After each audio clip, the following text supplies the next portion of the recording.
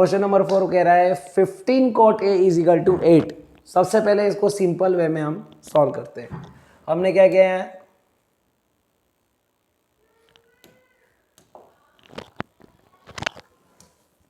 ठीक है, यहां पर हम सॉल्यूशन करते हैं इसका।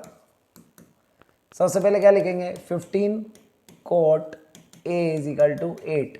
अब 15 cot के साथ इंटूमेंट लिखा है, इसको हम उधर ले जाएंगे अपॉन में, ठीक है। तो cot A की वैल्यू क्या गई, 8/15।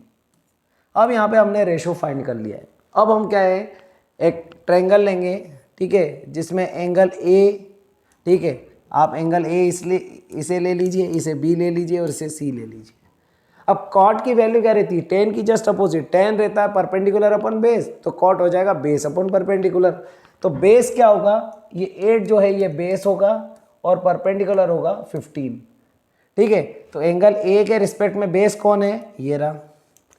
परपेंडिकुलर कौन है, जस्ट सामने वाला, कौन है, 15। हाइपोटेनियस हमें फाइंड करना है, ठीक है। वही सिमिलर, हाइपोटेनियस का square perpendicular square plus base का स्क्वायर। हमें पाइथागोरस थ्योरम का स्टेटमेंट रख देना है यहाँ पे, ठीक है। तो ये हाइपोटेनियस हमें यहाँ से फाइंड करना है। तो हाइपोटेनियस क्या है, AC है, तो AC की वैल्यू हम फाइंड कर लेंगे।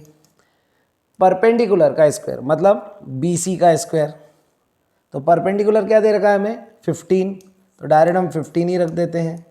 बेस क्या दे रखा है, 8, तो हम 8 ही रख देते हैं। अब यहाँ पर क्या, 15 का स्क्वायर आता है 225 और 8 का स्क्वायर होता है 64। दोनों को जब ऐड करेंगे तो 289 आ रहा है, ठीक है। और 289 जो होता है वो 17 का स्क्वायर होता है, ठीक है।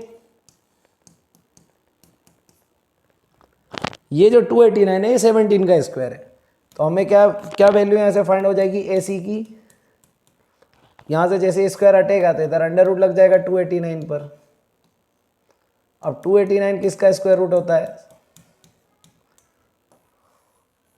हमारी AC की वैल्यू हमें यहाँ पे 17,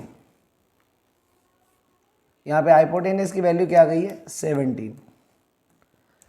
अब कुछ भी नहीं है, साइन ए एंड सेक ए की वैल्यू फाइंड करनी है। नाउ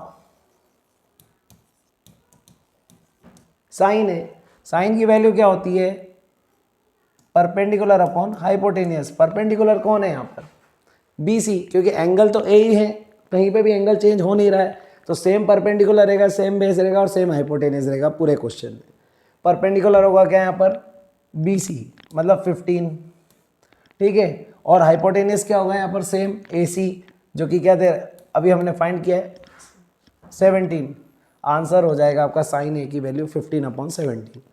एंड क्या दे रखा है हमें, सेक ए, तो सेक की वैल्यू क्या होती है, जो कॉस की होती है, कॉस की वैल्यू होती है बेस अपॉन हाइपोटेनियस, तो सेक हो जाएगा हाइपोटेनियस अपॉन बेस। तो हाइपोटेनियस अपॉन बेस हो गया, हाइपोटेनियस अपॉन बेस करेंगे तो हाइपोटेनियस की वैल्यू क्या है, 17। बेस क्या है यहाँ पर, हमें AB 8 दे रखा है बस, और ये हमारा आंसर हो गया। इस तरीके से सभी क्वेश्चन सिंपल हैं। थोड़ा सा आप एक एक स्टेप अगर अच्छे से सॉल्व करते हैं, मैथमेटिक्स में सबसे बड़ी चीज़ है आपका कैलकुलेशन।